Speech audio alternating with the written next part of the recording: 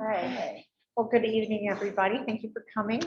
I'm Julia Kopaz. I'm the president of Chatham County Beekeepers. Yay! Yay for me. Yay for a president. Make sure you get some food and drink. The Kiwanis were kind enough to provide that for us tonight. And it's actually really good. It's donuts and cookies and chocolates and sodas. So enjoy.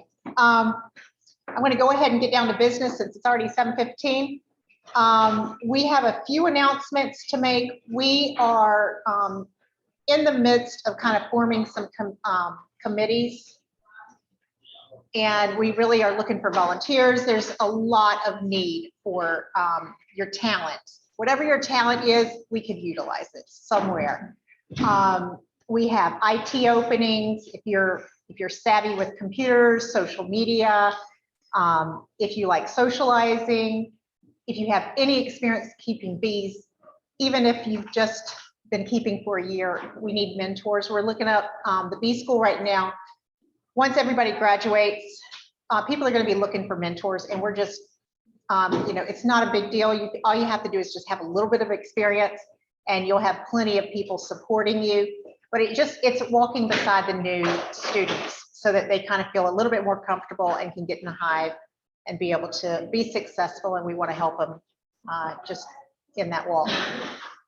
Also, just wanted to let you know, there is going to be no March meeting. We're hoping everybody is going to attend the spring conference coming up. The rooms, the discount rooms are going to close out on the 16th. So that's in 2 days. If you go on the North Carolina State Beekeepers website, you'll be able to look at we now have the schedule up. So the schedule's up. We have Payman Reynolds, and he's a YouTube fanatic. He's really got a lot of just great practical knowledge. So he'll be there. He's going to speak, I think it's 4 or 5 times. So he's going to be doing a good hunk of it. And then there's Cameron Reynolds. Is that his name? Cameron Reynolds? Yeah. Cameron Reynolds. He's another YouTuber. So they're both going to be spending a lot of time, just great practical knowledge. It's a great opportunity to meet all the vendors also. So if you can, get registered. The deadline is coming up for those discounted hotels. And now's a good time to also remind everybody to check your weight on your hives. Give it a good tilt, make sure you got some good weight. If you need to get in and feed, I would do it on a warmer day. And you can look up, I just sent out the email with the directions on how to do some quick feeding if need be. So I'm going to put this around, I'm going to send this around with a pen. And if there's something that you feel like, even if you're just interested, somebody can get and follow up with you. These are some of the volunteer opportunities. And you're not committed to anything, but we would like some people just to, sign up in an area that you feel like you could have some interest. And I would really appreciate it. I'm sure a lot of others would too. So, and tonight, I'm going to start out here. Thank you. Tonight, our speaker is Jody Moore. Jody, you've been keeping bees for what, 20 years? 20 years. He is the go-to guy. He's a master beekeeper. Again, somebody with a lot of practical knowledge. He volunteers his time for the Bee Buzz. He is one of the editors. He's done a lot of mentoring. He is very successful in honey sales. How many hives do you have? Right now, 45. 45. And he's a one-man show. So Jody brings a lot of knowledge to the table, and he's a great speaker. So not going to hold y'all up much longer. Turn it over to you, Jody. So I'm going to have Jody, because we still have some issues with audio. Jody's going to stand near the mic. He's going to speak up. And then I will repeat any questions that we get from the audience. And those of you on Zoom, if you would go ahead, if you have a question, put it in the chat. I'm going to try to monitor the chats, but if you if we get to the end and we haven't gotten your question, we'll go back and check the chat. So Jody, All your right. turn. And if anybody has a pressing question while we're going, just raise your hand. We'll try to get to you. So, all right. Thanks for that nice intro, Jody. So, hey, we all keep bees because we love our bees, but it's always nice to get a little honey out of the deal. So it's that's kind of the bonus that we get for keeping the bees that we love. So this talk tonight is going to be about trying to make the most out of that side of it. So the first thing we need to do is kind of temper our expectations and realize that North Carolina is not really honey country. We're really kind of stuck in the middle, you know. Down in Florida, there's stuff blooming year round. You go further north, they've got the deep, hard winters so that the bees stay in the hive all winter. And here in North Carolina, you know, we've got enough of these warm days like today where the bees are out and about looking for something to eat and end up coming home hungry and eating what they had in for stores. So that's one of the challenges that we have being where we are. So let's put it in perspective. Where is North Carolina when it comes to honey production in the country? Oddly enough, North Dakota is the #1 honey producer, which you really wouldn't think that considering how far north that they are. And so we see, you know, North Carolina is not even in the top 10 here. And boom, there we are, you know. So that kind of puts it in perspective that this really is not honey country. So as long as we kind of temper our expectations, maybe that'll help us feel more positive of what we do get. So there's a lot of different variables when it comes to everything coming together for a good honey flow. And when all of these things align, then that's the magic. That's when we can have a good year. Because, you know, not every year is a good year. So, so there are some variables that we cannot control, and there are variables that we can. So let's look at the three of the variables that we can't control: weather, bloom, and luck. So what we're really, and we're really at this point right now where we need to start looking at this, which we don't want another long extended cold streak. Everything's starting to wake up out there. We're getting our first signs of it felt like spring today, you know. And but that late frost can be really damaging. And you know, it's really not about the bees. The bees can handle the cold snap. It's really about the plants. And that's, you know, we got to kind of change our thinking as to how that's affected. And as far as rain goes in the spring, if we get a lot of extended rains, the bees can't get out and work. So that can work against us. But this has been a really wet winter, and we had a wet winter 3 or 4 years ago, and it turned out to be a really good flow that year. So I'm thinking maybe this is a good thing that we did have this really wet winter. So the bloom is another thing that we really can't control. For those that don't already know, the red maples have already been working. That's what a lot of the pollen that you've seen coming in already. The tulip poplar tree is the #1 honey producing crop in North Carolina. And some other really good contributors to our honey flow are things like fruit trees. Hollies, believe it or not, really can be very active in the spring when you can go out to some holly trees and it feels like the whole tree is buzzing, you know.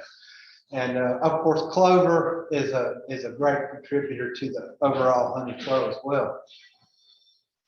So when we look at our bloom cycles, they're really just averages. So we've got certain start dates and end dates, and it may be hard to see this chart, but basically these are just averages. You know, there's no rules that say that you know, dandelions start on March 15th. They may be a little early, they may be a little late, but all in all, it is an average. So, but this is kind of how we can time when we want to build up our bees. Typically, you want to about 6 weeks before the dandelions bloom, which would be really just past, but just before where we are right now, is when you really want to kind of start feeding your bees and start to get them pumped up, because it takes about 6 weeks for them to get their numbers up. And when the dandelions are blooming, then basically it's on at that point. Another thing we can't control is luck. And it does take a certain amount of luck, because we can try to do everything right, and we can only do what we can do. The rest of it's up to nature and up to the bees themselves. So one of the things that really has a big impact on what kind of honey crop that we get is how did our bees overwinter. So good honey crops really start in the fall, and we need all these variables to align for us to have that good year. And we got to remember, this is farming, so we're kind of at the mercy of nature. There are some things that we can control, like location, the bees themselves, and we can control comb. So one thing I've found is having multiple sites can improve your odds, because it is wild how different sites, one site may do great this year and next year it doesn't do so good, but this one that didn't do so good last year really performed. So if you've got the ability to have more than one site, I think that's a great way to improve your odds. What is a good site? So the question was, what is a good site? Yeah, that's a great question. And you really don't know until you've had a year out there to see, because one of the things is we've got known nectar sources, but a lot of it is unknown. We really don't know where those bees are going and finding what they're finding.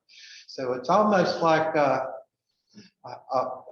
trial and error type thing. So like we've had good luck with abandoned farm fields, which just have a lot of blackberries and sumac, yeah. But not so much if it's really woody, because that might be good in the spring, but then there's nothing after that. That's a great point. A big pine forest is not going to provide the bees with much food. But I want to know what are you looking for when you were looking for a new site? So the question is, what is Jody looking for when he's looking for a new site? In all honesty, as far as getting to the sites that I've got now, it had a lot to do with finding somebody that would let me have bees there. So in a weird way, it's just kind of fallen into place. And I will be honest, as time goes through, the ones that aren't producing, at some point, I will take those hives and move them to a new place to see if it works. So it's, I don't have any total duds. I don't know that they're, thankfully they've got enough of a range, but it is interesting. Some sites just do better than others. And a lot of it is this unknown nectar source where, if you were to be able to put your bees on a certain crop or something, at least you know what to expect. But in a lot of my case anyway, it just seems like I have to just sort of take what I get. And it varies every year. You can improve your location by planting. And so every year, like this fall, I planted crimson clover, and it gives my bees something to work and maybe helps them get off to a jump start before the rest of everything starts blooming. So there are things that you can do to help improve your location. And some people move their hives around. Don't you guys move some hives? No. Some people like to move their hives, and after we have our flow here, you can move hives up to the mountains and catch, because we're far enough ahead of the season where you can catch this flow and then move your hives and catch another one. I think Lori dabbles with that some, right? I have, but not on your level, not at all. Another thing that we can kind of control, that we have some say in, is the bees themselves. And like I mentioned a minute ago, strong bees really start in the fall. We want to get our bees, we want to get our bees as healthy and mite-free going into winter as we can so that they come out strong. And that is something that we do have some control over. This is a good time of year if you really want to build up your colonies now. You could be putting pollen patties and doing some feeding. Still a little early for the liquid feed, but I'm still putting sugar blocks on the hives of mine that still need it. And one thing I'd mention is a slow buildup can be okay. There's certain breeds of bees. Carniolans don't build up as fast as Italians say. And so there's the genetics of the bees themselves may dictate how fast that they build up. So that's an okay thing. Just because this hive is lagging the one that's next to it, you may come out in a month and a half and it may be the other way around. So don't let that get you down if not all the hives are building up at the same rate. And another thing we have to remind ourselves is that not all beehives are going to produce surplus honey. I'd say probably an average of 50 to 60% of my hives give me some actual honey to take off. The rest of them just kind of get by. So that's the reality of it. We can't expect everybody to deliver, and just some of them just never really catch on where the one right next to it's booming. So some of those variables, are things that are out of our hands, but you can still do. I'm sorry. So on feeding bees, we had some honey left over that we put in the freezer over the winter, and I'm starting to put those on the colonies. Will that stimulate growth, or is it sometimes I think it's just going to keep them from starving? Yeah, I would say honey's probably more of a starvation insurance. It's nectar that really turns on the egg laying. So that's a different, of course, consistency and all of that. So it's nectar that really gets that queen into the egg laying mode. But hey, it's smart to have that insurance because we may get that cold streak coming up, and the fact that I'm feeding sugar patties, you're putting honey on, so you're ahead of the game on that. That's much better, much healthier for them. So I'm just doing it for insurance too, just so they don't run out. And so some, like we were talking about, some colonies are just plain stronger and you can't really put a finger on it. There's something about that queen's genetics or it may have something to do with drifting, but some colonies are just more booming than others. And strong colonies make more honey. There's no doubt about it. If you think about the percentage of the population that it takes to play the role of nurse bees and the housekeeping and all of that, that same number of bees is going to be needed in a big hive. So if you think about the large hive, now you've got the same number of bees doing the same job as a small hive, but they've got all those extra bees that can be out foraging and doing their thing. So strong colonies are the secret. And strong colonies can be mean, but they're really, a lot of people say, oh, they're mean bees. I think it's just because that there's more bees in that hive, and that percentage of guard bees is going to be higher in that strong hive than it would be in a smaller hive. So are they mean? Maybe no more mean than the one next to it. There's just more bees in there. So I think the odds of getting some defensive bees may go up. Comb is something that we definitely can control. And I want to say that blank foundation is really the key to next year's harvest, because now you can still make honey with blank comb or blank foundation going into this year. They will still draw it out and make it, but having that comb already drawn for next year, it's going to be night and day as far as how much honey you can really produce with those same number of frames. You can use either wax or wax-coated plastic for a foundation. You can also speed up the process. I know Daniel, about a year ago, put a post on the email list about going back and you had a little foam roller where you were adding extra wax to foundation, and that just speeds up the whole process. They've got more to work with to begin drawing that comb out.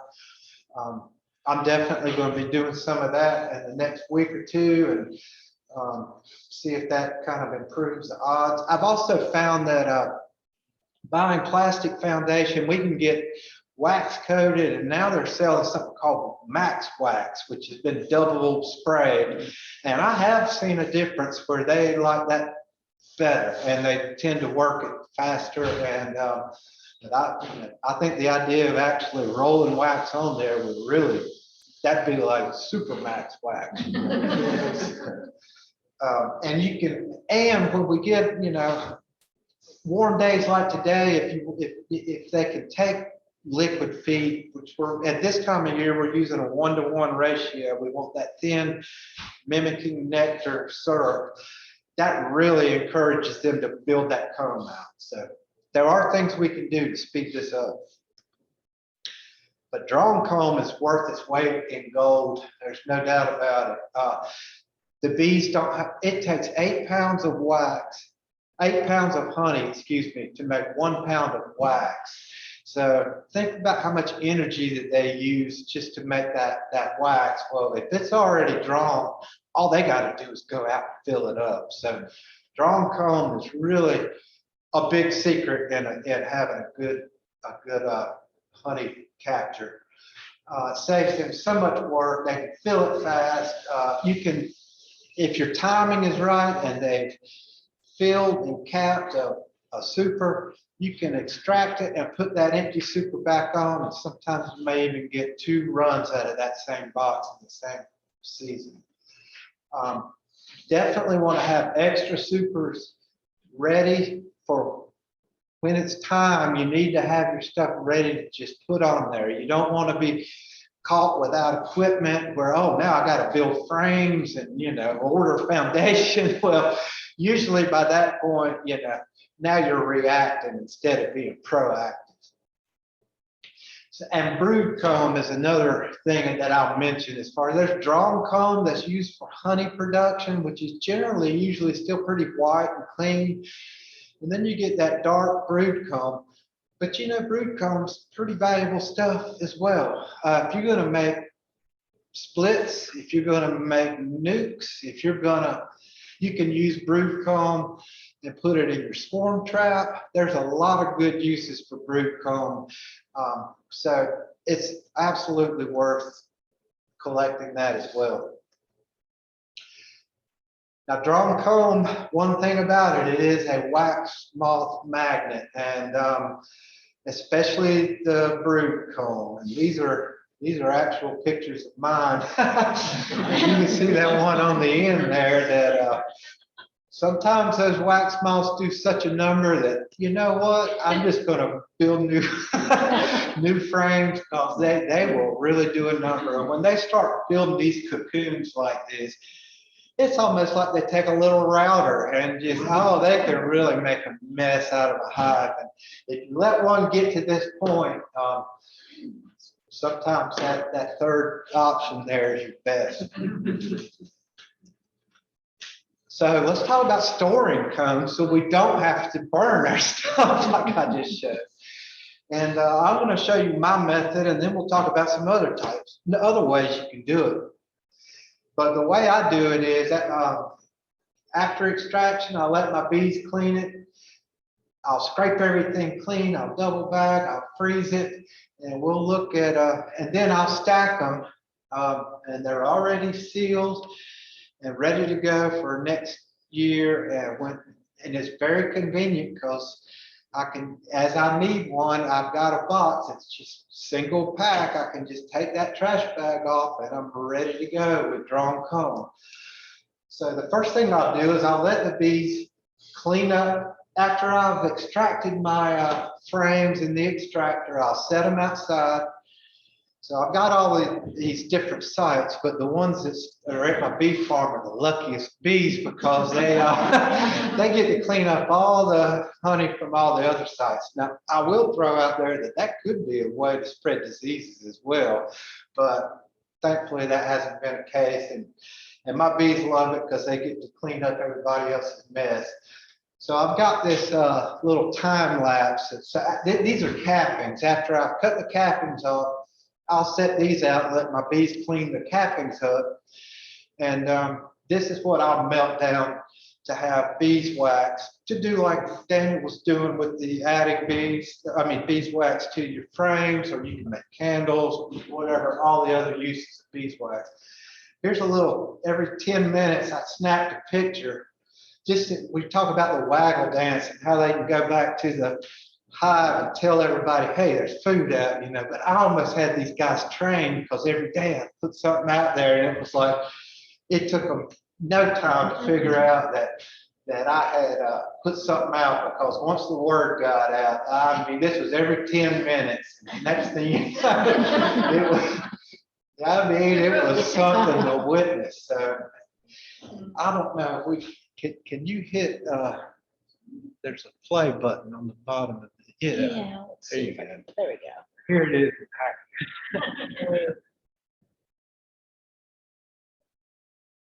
And it's amazing. A lot of times when you're feeding bees liquid food, you come out there the next day and there's dozens and dozens of dead bees in there. But when they've got stuff to crawl around on like this, you don't lose a lot of bees. So that's a neat thing to look at. Another, this is also the time after I have let the bees basically lick all the honey off. This is the time you want to scrape everything down, remove that burr comb, get the propolis out. In your boxes, the little ledges in the boxes, you want to get all your propolis out where everything can slide around and is good and clean. I'll clean up all my frames. This is a great time to look at foundation and decide if you've got one that they're just not drawing out right, or some kind of damage to it, or something, or if it's old brood comb, this is a perfect time to go ahead and make those judgments and get it out of the picture, or replace a piece of bad with a piece of brand new foundation. And I'll get everything scraped down, and right after I do my extraction, and then I'll double bag it. And I found that for 8-frame medium boxes, which is what I use, those tall white kitchen bags fit perfect. Yeah, I'll bag it one time from the top, then I'll flip it over and bag it the other way. And that way, if a moth were to get in, it would have to come in this end and crawl all the way to the other end and find its way in the other side. And it works pretty darn good. So it's not a guaranteed deal, though.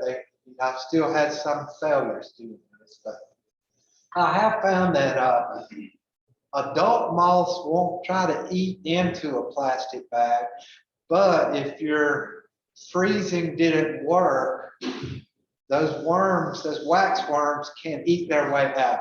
So it's kind of a two-edged deal. We're dealing with it from both sides. I do suggest freezing it for at least 2 days. I think 3 days would even be better if you can. Freezing and I'll bag it first and then freeze it. But that way, when they come out of the freezer, they're ready to stack. There's, everything's clean and ready to go. Freezing will kill any wax moth eggs or larvae that may still be in that box, or if there's some small hive beetle eggs that you didn't scrape out already, or maybe an occasional larva. Freezing will kill all that, but it won't kill American foul brood spores, of course. Those things can take all kinds of heat. They can take freezing. They can live for 70 years. I mean, those things are really hard to kill. So thankfully, we haven't heard of any cases of that around here. And viruses, it won't, freezing doesn't kill viruses, but the truth is, for the most part, viruses are being carried by mites and all, and if there were any living mites in there, I think freezing would absolutely take care of them. So let's look at some other ways besides my method. These are other accepted ways that may be better for you if you don't have a freezer that you can fill up with boxes and dedicate all that space to. There are other ways to do it. You can use PDB moth crystals, paradichlorobenzene. Say that 5 times. And so this, I want to point out, this is not the same as mothballs. So these are ice crystals is what they're called on the package. But the way you would do this is you would want to seal the bottom with maybe if you take a telescoping outer cover and flip it over and set your boxes in that. And then you could stack your boxes up, and about every 5 boxes you would want to take like the lid off maybe a yogurt container, or maybe make a little tin foil plate, that type of thing. And you put these moss crystals in about every 5 boxes. And then you would take and tape where the boxes come together, the cracks there, you want to tape all that up. So you're basically creating like a solid cylinder that's going to basically gas everything in there. And this is where I know Ray Wise used to store all of his stuff this way. And I know of other people that have had great success using this. One piece of advice is that before you just pull that box off and go stick it on your beehive, you definitely want to let everything air out for a few days and get all that smell out of there. Another way to do it, now this is something I haven't tried, but this is now an accepted way of storing comb. BT, which I've bought in the past, it's used on brassica family plants like cabbages and such. You can spray it on the leaves, and the little caterpillars, when they would eat the leaves, it made them sick. So I guess it has that same effect on a larva, of a wax moth larva. And so you can basically take this and spray it with a pump sprayer, or I guess you could use a little pump, one of these little squirt sprayers. And you just want to basically cover everything. And if a larva does have, if an egg were to hatch in there, a wax moth larva that is, if they did begin to digest that, it would make them sick, and that would be the. So Rebecca just mentions that it didn't work for them. It did not. Yeah, they used it as directed. Oh, and she's talking about the BT. Right, okay. Well, there's a vote against it, but it is. Laura? I was wondering, did you see if, or did you notice that the PDB crystals kill small hive beetles? That's something I don't know the answer to. I've never used it, but you couldn't not freeze and then put that in your, would you? Well, if I'm freezing, I think I bypassed having to use all this. That's it. Right. I don't do this, so I just freeze and bag and, go that route. I've never used it, didn't know if that would help with, because that would be a concern if it killed the wax moths, but it didn't get the. Yeah, it certainly would. So Laura's question was, would it kill small hive beetles? So, I don't think anything's going to be. I'm sorry, what did you say? You didn't say? I said, I don't think anything's going to want to hang out in there just because everybody else is going fine. yeah, it would be hard for anything to breathe in there for sure. Yeah. They might try to get out. I mean, if you're going to use it, it's not something you want to get a scoop full of when you open up the jar. That's the truth, absolutely. And that smell really does. On the wax moth crystals, I assume you then cover the top of your tower?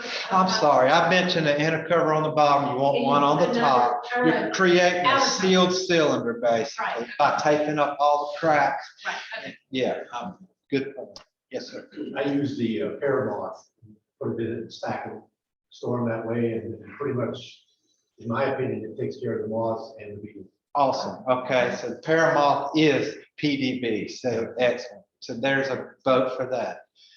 And, you know, we just had Rebecca say that this did not work for her, but there are 2 brand names that are being sold now, and I'm sure we'll be hearing about that. This is fairly new in the scene, I believe.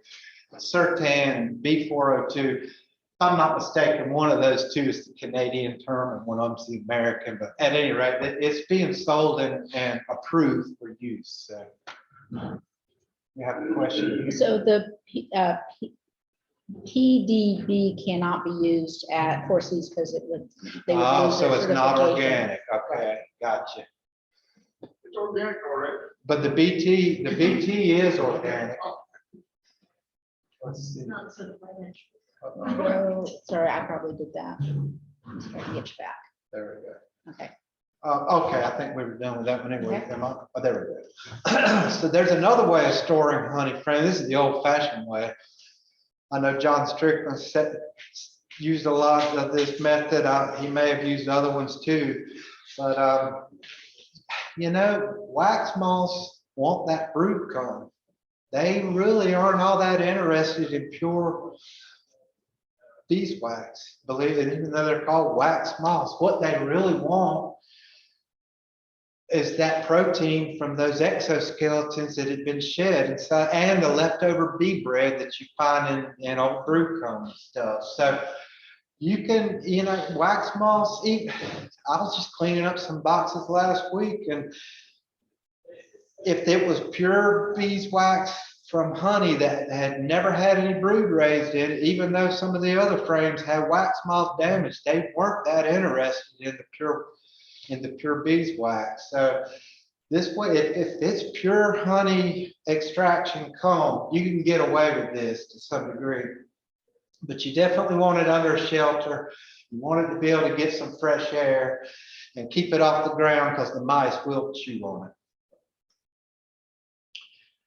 Oh, I guess I kind of stole my thunder for this one. So as far as the, this is what the difference between brood comb and honeycomb. And they definitely are drawn to that black brood comb, and they're definitely looking for those molted exoskeletons. And we mentioned some of these other things before.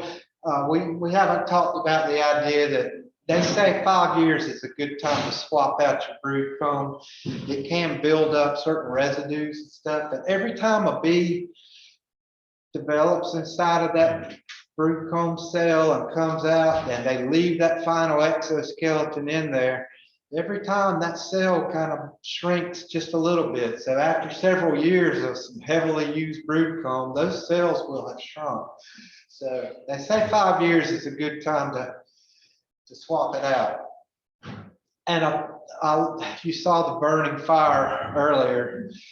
This is when I learned this bottom thing. I don't store my brood comb with all my honeycomb. So I had frozen some brood comb, and it didn't kill everything in it. And when they crawled out of there, they got into everything that they could. And that's what led to that fire scene that you saw earlier. So if you got the space and the wherewithal, why not separate it so your brood comb's not right there stacked on top of your good honeycomb.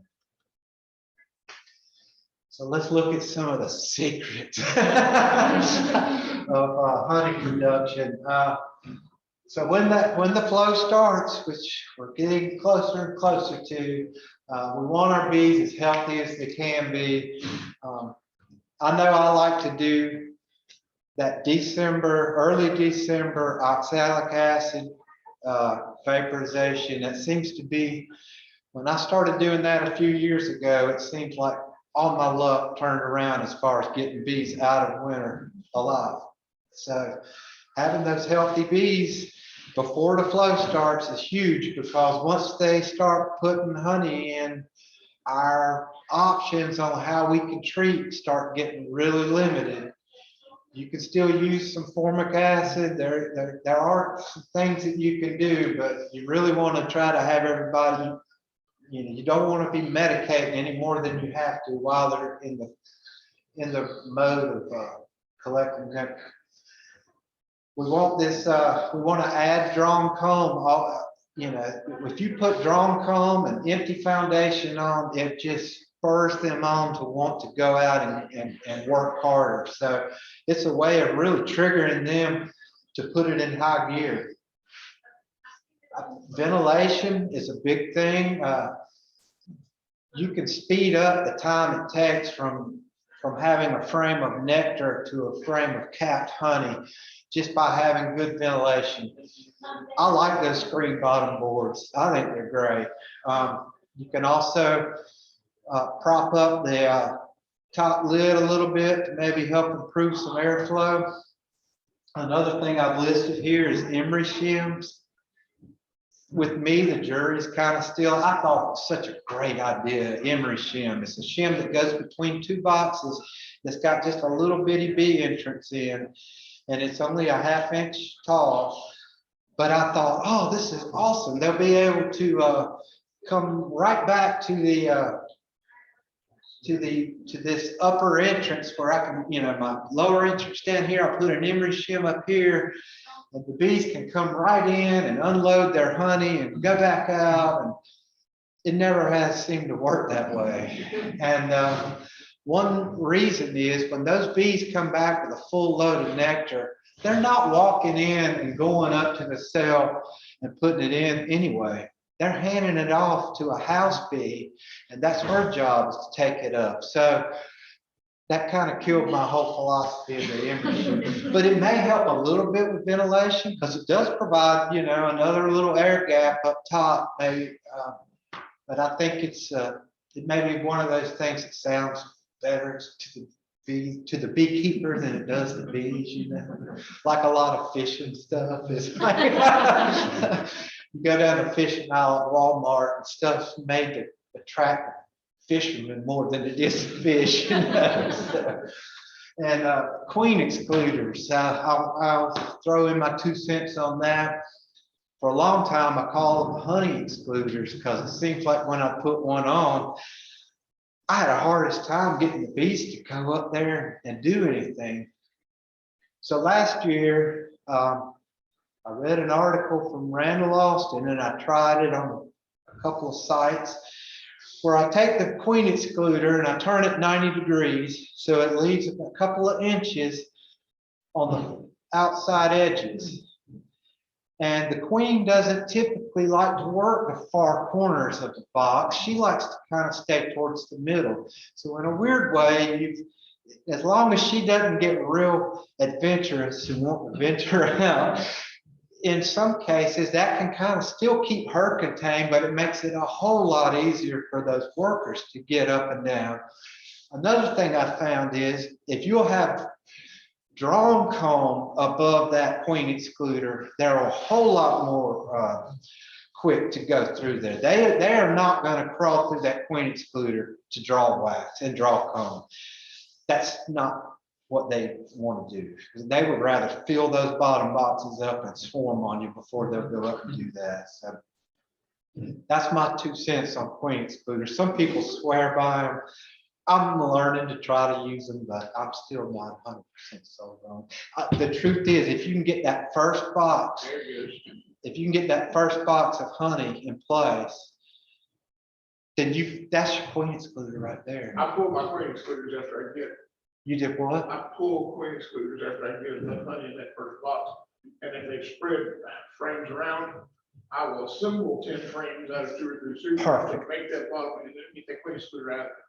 That's a great idea, because if you can create that honey barrier, you've done it. You've accomplished what you wanted. Now sometimes they'll get up there in that bottom couple of inches and try to still make it happen, but it's that's a great way to do it. And of course, swarm prevention is the biggest secret to all of this. If you lose your workforce, you're not going to get any honey. A booming hive makes a lot of honey, but a booming hive is also wants to swarm on you. So we'll very quickly look over a couple of things that you can do to try to help prevent that. Especially, this is about the time of year we're really going to be going out and taking a look. even though I've kind of put it off as long as, now that I've seen the first swarm cell of the season, I think everything's gonna be a little bit more in high gear, but honestly, after a winter, once you let them that honey store up top, they will typically move up into that, and that often leaves that bottom box pretty much wide open.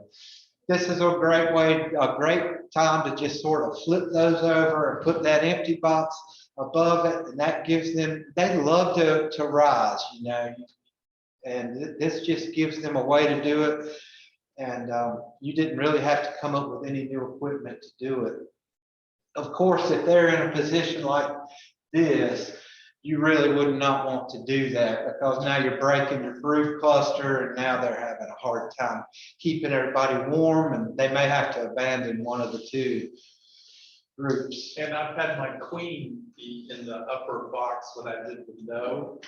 Oh, yeah. So not only was that the brood, you know, liquid. Oh, gosh. Yes, that was a double whammy. So. And Jody, for the folks who are, you know, hobbyists running small numbers of hives and maybe had a busy fall, that yes level there, that doesn't have to happen on the same day. In other words, you can turn that bottom box out of there, take it where you need to take it to, clean it up, replace frames, paint it if it needs painting, and put it back on there a week later. If they've moved up out of there, you're right. That bottom box, if you get it off, that's good time and easy. It's a whole lot easier to paint in March than it is in November. There you go. Especially if you got some old comb you want to get rid of anyway, it's a perfect time to do that. Because if you put that new foundation in that brood box right above it, then they're going to be a lot more quick to draw that out. Good point. For your next room. Yeah. And this is called checkerboarding, which is another way. So this is a full box. We've got this empty box like Wade was just talking about. We can take and intersperse these frames out of this box. And Out of the bottom box. Out of the bottom box. And it's a way to just create lots of new space so that they feel like they're not cramped. You know, so that overcrowding is a huge swarm trigger, and this is a way to make them feel like, oh, we got plenty of room. So take some pressure off of that. That's sort of what it would look like if you were to use this method. Are there, because we've done checkerboarding when it's worked great, and we've done it where we essentially split the brood cluster, and they never filled it back in. And was that a time of year issue? Was it probably too late? Well, that's you know, it's always they keep us guessing, but you know, spring is such a forgiving time. If you're ever going to make that mistake, if we're ever going to get away with it, it's going to be in the next couple of months, you know. And these particular frames look like they may actually have blank foundation on them. And you can get away with this in a brood box in the spring. They will still draw that comb out. If you were to try to checkerboard those empty foundation into a honey super, they're not going to draw these out. They're going to draw those existing honey frames out this far. Because it's easier for them to do that than it is to draw all that comb off of those two foundations. I don't know why they prefer that, but they do. But you can get away with it in the brood box because they typically have a certain length, the length of a bee, and they're not going to go beyond that. This is really the key thing is once I see my first swarm cell, I'm going to be in all my hives every 7 to 10 days. And this is where it's like burnout season for me, because I got to go visit every site and go through every hive, and I'm gonna lay eyes on every single box for the next few months. But every 7 to 10 days, if you think about it, it takes 16 days for a queen to develop. And if I go every 7 days, I got 2 chances to catch her. you might miss her that first time, but that, that second week, you still got a safety net that you still got time to catch her. Sometimes weather doesn't permit, so it's better to, 10 days is better than, nothing.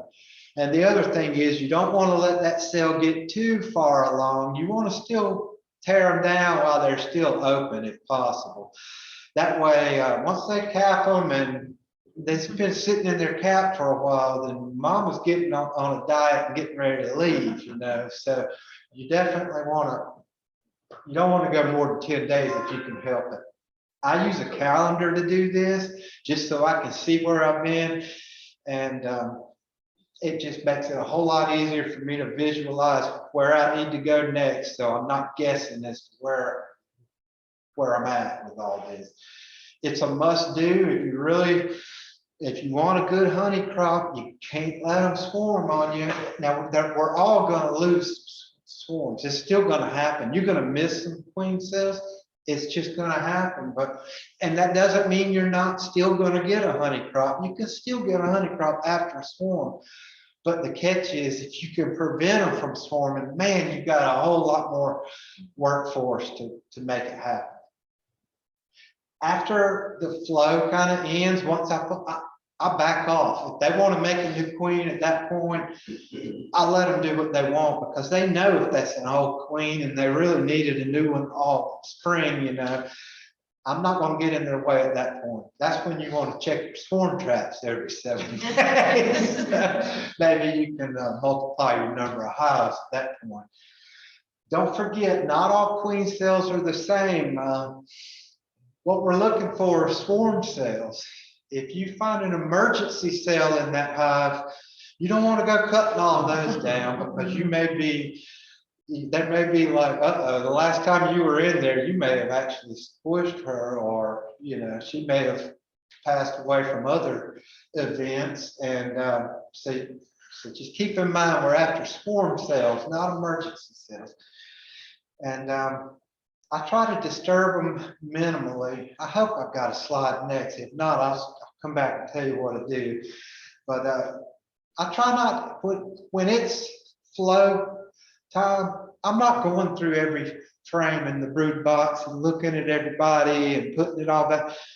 When you go in a hive like that, you've basically wasted the whole next day. They've got to go back in. They're going to propolis that back where they wanted it. They're going to rebuild that burr comb or ladder comb, so they, all of that, so they can get from one section to another. So I try, during the flow, I try not to mess with them any more than I absolutely have to. And my secret for the last 2 years, I've got a rechargeable spotlight. And when I stand that high up, and I hope I've got a photo next, let's see if I do. All right, but that's too late. Did you catch that? That's not what you want to see. If you do, you kind of miss the boat. Let me just go on. No, I don't. All right. So what I do, here's what I do. I will take that brood box and I will stand it up on its end so that I can look at all the bottoms of those frames. And then I can take that spotlight, and that helps you get up, because sometimes those swarm cells, most of the time, they're hanging right off that bottom rail, and they're real easy to spot. You can just cut them right off. But a lot of times they'll stick one just 2 or 3 inches up in there, and it'll be covered with bees, So when I set that box up, I can smoke them pretty heavy. It pushes all the bees back in. I can hit it with that spotlight, and I've caught a lot of swarm cells that way that I would never caught otherwise. So that's been my trick the last 2 years, and it really has worked. This rechargeable spotlight. All right. Jody, are you running 3 8-frame meetings for your groups? Man, every hive is different. Some of them require 4 8-frame meetings. Some, it all depends. It's like each. So you got 150 boxes to look at every week. It's a lot. But I don't go, I'm not swarm cell searching those honey supers. I'm not wasting a lot of time with that, but that, that also means I've got to start up here and get all the way down so I could check those lower boxes. And a lot of times you'll find that they don't like to put those swarm cells at the very, very bottom. And if I'm really rolling, if I don't see some swarm cells at the bottom, I may go a couple of weeks without even looking at that very bottom box. But it's that one right above it that they love. That is where the magic happens, and the one above it. So it all depends. You know, they don't like to lay eggs right there at the entrance at that first few inches anyway. So it's seldom do I find swarm cells there, but sometimes you do. And you know, that's a risk depending on how much of a hurry I'm in and all that. So as far as when we're going to take the honey off, this is a big decision. And what I found is if that frame is 80% cap, now this one's 100% beautiful cap. That's state fair business right there.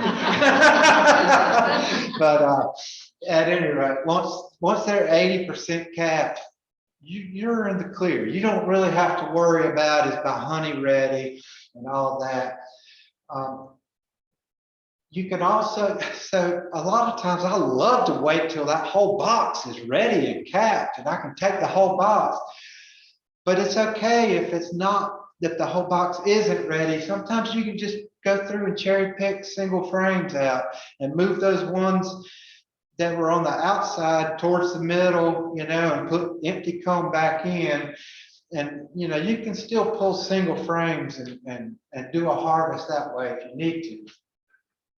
Only take off the hive what you can process in that next day or two. You really don't want to pull all your stuff and go, oh, I'll get to it this weekend, you know. If you do that, you might have a slimy hive beetle nest, you know. It doesn't take them long to ruin this stuff. So you really want to take what you can process. And, you know, if it's, hey, if you've only got 2 or 3 hives and you rented the extractor from the club or whatever, that's great, but just make sure, you know, you pull all that no more than a day or 2 before you're going to actually extract it. Uncapped honey. So we just said 80% capped is, but you know, I had the season, I don't know, 3 years ago, those bees did not want to cap honey that year. I could never figure out what the deal was. The stuff had been on there forever and they just didn't want to cap it. That's where a refractometer comes in. You know, there's a way to, a refractometer is not a very expensive piece of equipment. Get them on eBay, cheap China job, but it'll tell you what the moisture level is. And if you're really worried about it, because nothing would be worse than extracting a big bucket of honey and then having it ferment on you and go sour. So, but you know, like I said, I had that year few years ago that they did not want to cap, and but it turned out it was all, the numbers were right for whatever reason. They just never wanted to cap it. So it may have something to do with humidity in the air. Who knows, you know? And you don't want, this is a lesson I learned last year. So I have my goals, what I want to get this year, you know, and I let my goals get in front of what's best for my girls, you know. And the truth is, on some of my hives, I was more focused on what I wanted to get than I was leaving them enough. And I lost a few hives to starvation in the summer last year. That was totally my fault. They were strong, great hives. I got greedy. So my suggestion to you is make sure you leave them plenty. I think my rule of thumb this year is I'm going to leave them almost a full super for each box and only harvest what's above that, because it cost me some really good hives last year. It was all because I was focused on what I thought I needed. So I personally don't harvest in the fall. Some people, if we get it, you know, there was a few years ago where we did have an actual fall flow and I was able to do a very small run. Typically, that's kind of that insurance policy that we're leaving on that hive to make sure everybody gets through winter. And but hey, to each his own. You know, you can, the way I see it is, honey's not gonna go bad, especially in the hive. So if they don't eat it this winter, it's still gonna be there for me in the spring. So I don't know, it's cheap insurance, right? So how do I clear my hives? There's several ways of doing it, but this is, I think the fume board is the ticket. When you go out to use a fume board, you don't want to smoke the heck out of them at the entrance. Smoking bees encourages them to go up and start drawing nectar and honey out of cells. Well, you don't want to drive your bees up into your honey supers. So it works very backwards. So if you're going to use smoke at all, hey, if you're all covered up like this guy is, you don't even need to use smoke really. But maybe if you're going to use smoke, just a puff or two is all it takes. And so for those of you who aren't familiar with a fume board, it's this piece on the top. It's got a metal lid. It looks a lot like an outer cover, except it fits flush on top of the box. It's got a felt lining in the ceiling of this, piece, and you will spray some repellent on that foam and set it back on there, and it sits flush on the top. And hot sunny days are the days to do it when it's really nice and sunny. Boy, it makes that fume board just really work. And that fume, it doesn't hurt them at all. It's butyric acid is the active component. It's got a couple of different names that are brand names like Fisher's Bee Quick and Bee Go and Honey Robbers, another one I bought, but it's all the same type of stuff. And basically it makes it so thick in there, I think they have a hard time breathing in it. They just don't like it. It doesn't make them angry though. It's not like they get defensive over it. It's almost like they've been smoked or something, but it pushes them down out of that super and makes it very easy to pull that super off and only have a couple of dozen bees in there instead of a couple of hundred bees in there. And this is what we all got a bee brush when we started beekeeping, and then you go, what will I ever use this thing for, right? This is the day you're going to use your bee brush, you know. And when you do the single frame harvesting, you can pull that single frame out. That's a perfect time to use that bee brush and set it in an empty box and put a lid on it and go find another full frame. And that's a great time to use it as well. You know, I bought a battery powered leaf blower type deal, but it's a small one. So what I've got the last couple of years, I can stand that box up just like I'm doing my my swarm cell, you know, search. I'll stand that box up right on the hive, and I can blow the bees right out of there, and and it doesn't hurt them, and they don't like it, but they don't seem to get overly defensive about it. So you can blow them right out and quickly get over there and get your lid on it.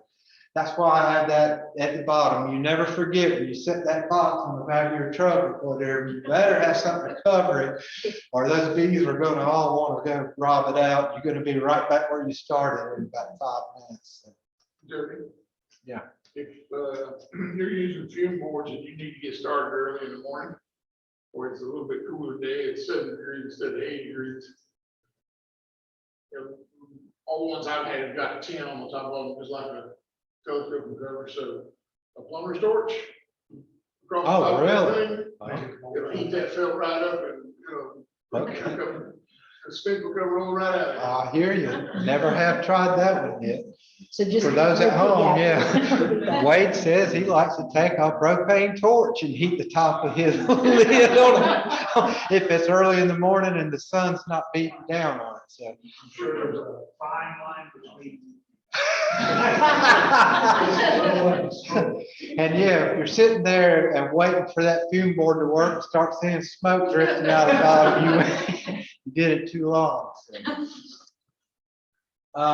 So for folks that are looking at harvesting this year, maybe for the first time, there's a cheap way to do it. You can do it.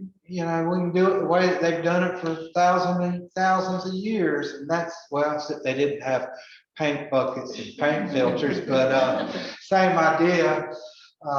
You know, get a $2 paint filter at Lowe's and a 5-gallon bucket. And basically you can, if you've got wax foundation, you just basically squeeze it right into that paint filter, or if you've got plastic, you could scrape it off. You're going to lose all that valuable comb if you do this, but it is a way to do it. You let it drain a few days. It's a sticky mess. You stick your hands back in there and kind of wiggle it around, and after a couple of days, all that honey will drop out. And it's definitely one way to do it.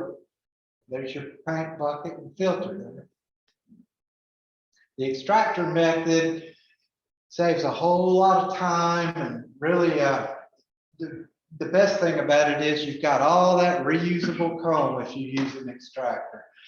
And if you're going to use an extractor and you're going to have wax foundation, it's got to be wired wax, or otherwise you'll have what they call blowouts, and you don't want to do that. And plastic foundation, I'm a fan of it. You know, a lot of people are hit and miss on it.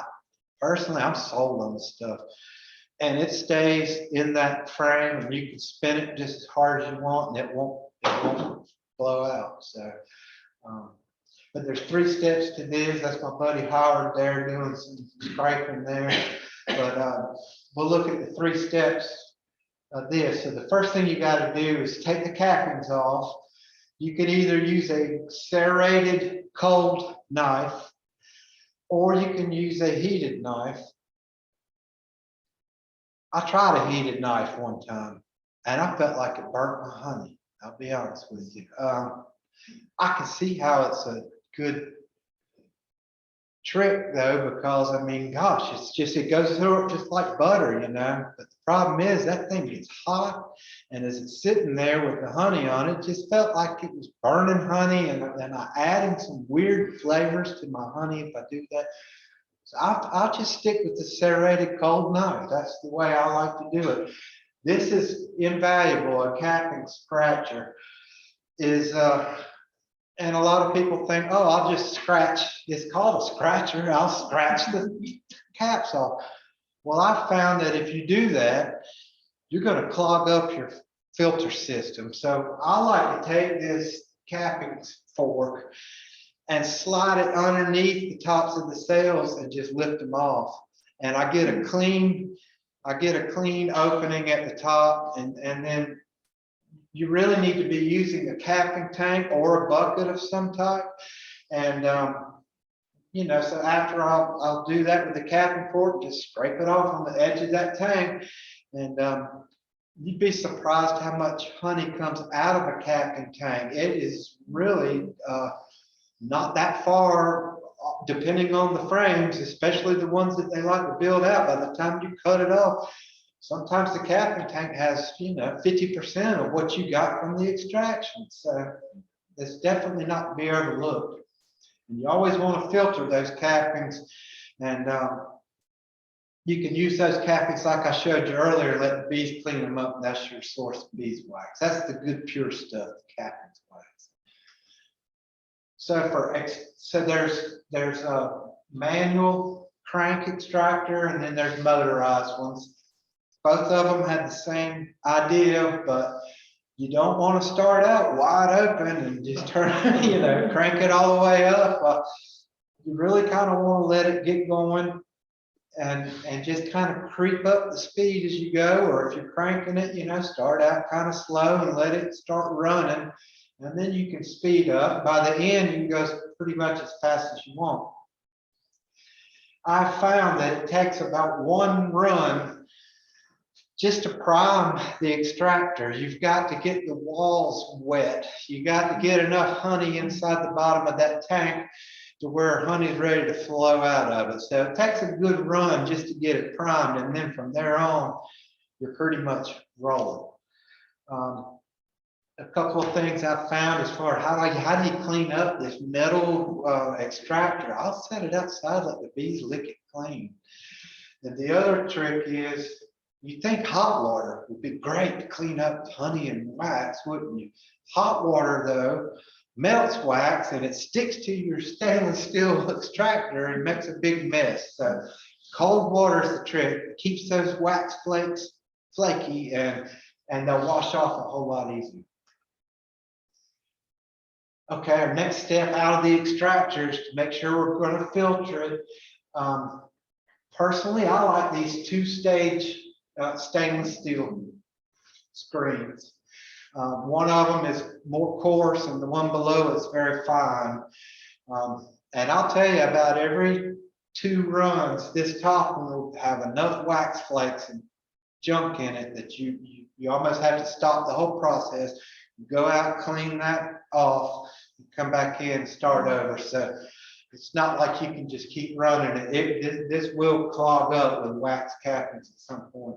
So how do you clean that, Jody? So it's stainless steel, it's a screen bottom. I'll take it outside.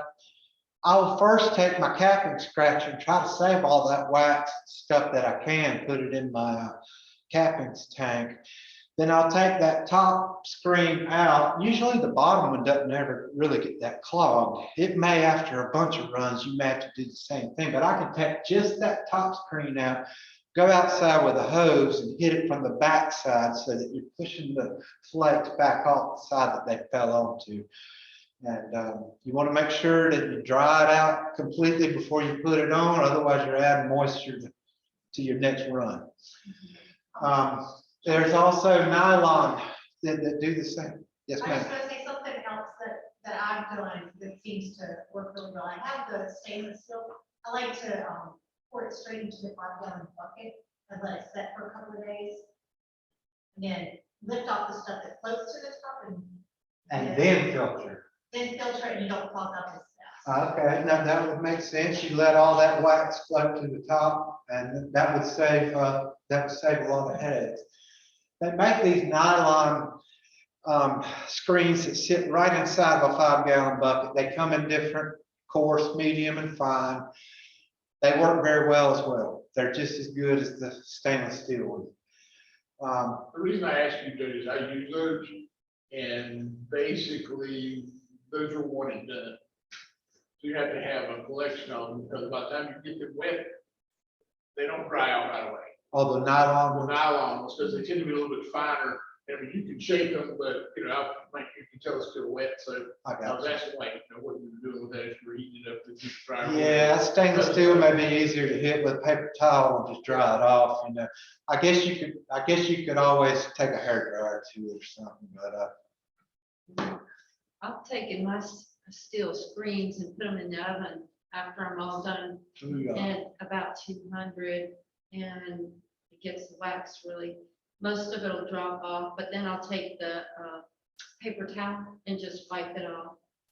And that seems to Perfect. help. Yeah, so Lori says she likes to put it in the oven at about 200 degrees, and it'll basically everything will drip right off of it. Put a sheet of. Oh, yeah. Or you'll have a campfire going in your oven. Got a mess. So this is kind of what Julia was hitting at here with the, I'll let it settle in the bucket, and then those impurities will float to the top. You'll have wax flakes, the occasional bee leg that snuck through, you know, and you can take a piece of saran wrap when I say let it settle, I mean let it settle a day or two. And if you do that, all the junk and air bubbles will be at the top. You can take a sheet of saran wrap and lay it right on the top of the surface of that honey inside that bucket. And when you lift it off, 95% of that stuff will stick to the saran wrap. You lose a little bit of honey, but it gets all the junk off without having to filter a second time, which I'm doing it different order than Julie does, but it's the same idea. So. Bottling, so really all you really have to have is a 5-gallon tank and a honey gate, which are cheap, and that works well and worked for me for many years. So the secret is once you get your honey poured into this bottling bucket, you do want to let it settle and let those air bubbles get out, so you're not bottling a bunch of air bubbles and that type of thing. What do you do when you, okay, so you extracted honey and it sat in a bucket, and 6 months have passed, or maybe a year has passed, and it's begun to crystallize and get kind of granular. What do you do? Well, the first thing I've mentioned is most honey will eventually crystallize over time. There are a couple of varieties. I understand that Tupelo honey, which we don't have any Tupelo in this area, but they say Tupelo honey will never crystallize.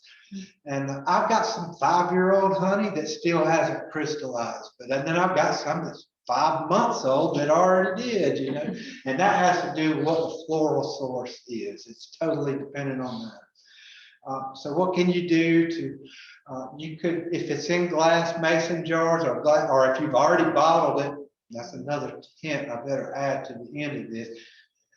I wouldn't bottle all my honey and then stick paper labels on it and think that 6 months from now, you're still good. What if it crystallizes in that jar? You still want to be able to kind of get it back into liquid form before you put your labels on and give it as a gift and that type of thing. And a warm water bath is the safest way to do that without killing the living enzymes and all the good stuff in raw honey. That's the safest way to do it. They also make these bucket blankets that they're made to go around propane tanks or tanks for guys that weld. It gets the gas up to a certain temperature, but you can wrap a 5-gallon bucket in a bucket blanket and it goes to about 120 degrees roughly, which is about the max of as much as you would have to do without damaging honey too bad. And that's one way to re-liquefy it. And the last option is a heated bottling tank. That's a whole nother level and a whole nother expense, but that's another way you can do it. So how do you store honey? Food grade buckets, and it's important that you don't just go buy paint buckets at Lowe's. You need to look at the ones that say BPA free and food grade. And the big secret is a rubber gasket. You see that black rubber gasket in this little corner here? That's what you want to look for, not just a lid, but it's got to have that rubber gasket. That's going to make it airtight. You can also store your honey in glass jars, quart jars, 1/2-gallon jars. There's nothing wrong with that. And you could always use a warm water bath to get it out of that stage. So in summary, there really is no secret to this. So y'all had to sit through 45 slides to figure out that there is no secret. But if there was a secret, it's the strong colonies that you never let swarm that are going to make your honey. You want to have your boxes ready with drawn combs, and don't take too much like I did last year. Make sure you leave them enough to get through the summer dearth and do irreparable damage. So drawn comb, strong hives, and extra boxes ready to go. You don't wait until you need them to order them. So that's it. And I believe that's all I have. So. Thank you so much. Any questions from our audience here? Jody, one thing I would tell people, one of the big reasons, or what makes a food grade bucket. I think if part of it is BPA free. Well, actually, what it is the release agent they use on the mold when they injection mold the thing. So the one down the yellow, the orange one over at Home Depot that's got the little label on the side of it, you know, it could be some sort of petroleum based, you know, spray, because if you're seeing one of those injection moldings with 2 halves coming together, every time they put it together, they spray that mold. Right. And the food grade ones, what makes them food grade is the spray that they use. It seems like they could be washed off, but I guess. Well, there's like just a thin film. If you ever go into, you know, Home Depot or someplace like that, they got that stack of yellow buckets. Pick a couple up on the inside of the stack and stick your hand down and feel how sticky it is. Okay. There'll be a residue in there. Okay. Hey, we all learned something. Does the Starlight Meat still give their buckets away?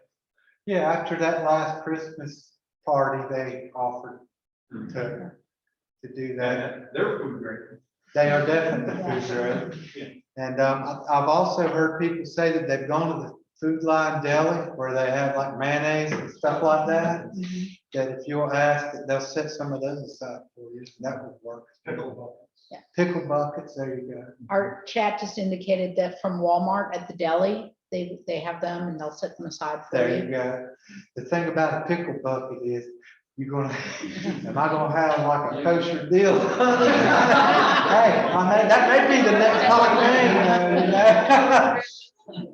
Jared, that's what the baker uses, to have it all the fondant. There you go. Then it tastes like wedding cake. If you want his icing buckets. Yeah, there you go.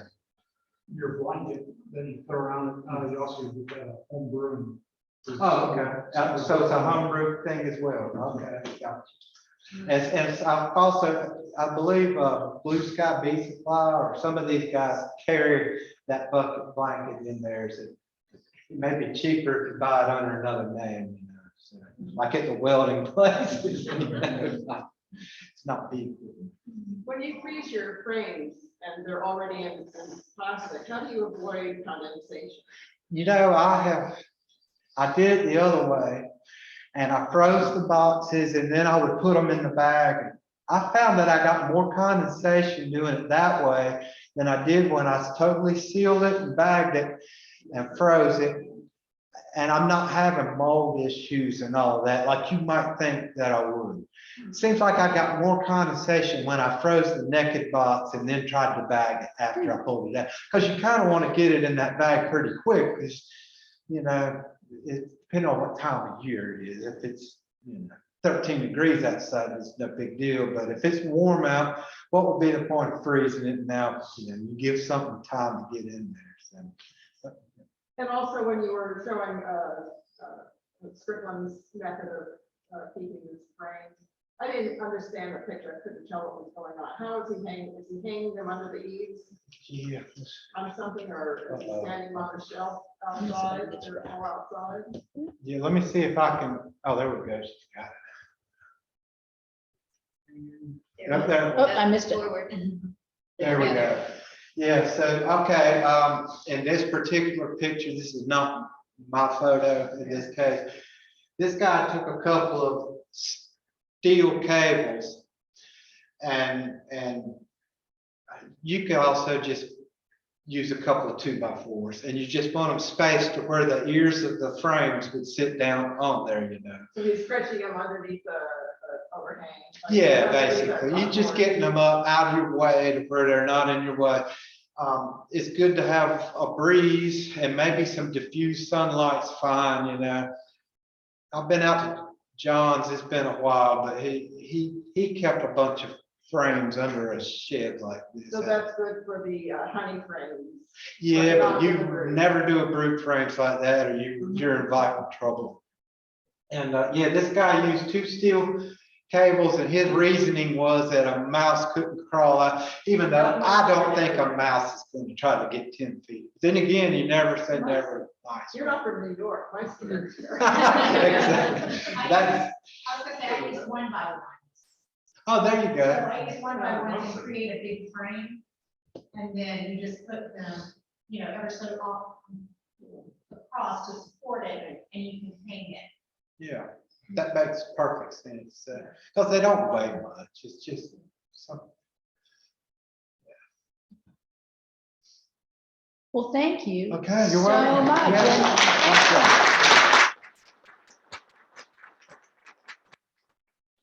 Okay, I'm going to stop sharing the screen. And I don't think we have any other business before us. Just like the food here, there's lots of food. Madam President, Yes, sir. what are we doing for the, what are our responsibilities as Chatham County for the auction? Since we're, So Pat is overseeing the auction. okay, fair And if y'all have anything, I think we're gonna roll something out too, again. If you have anything you want to donate, she said, you know, don't hold barred.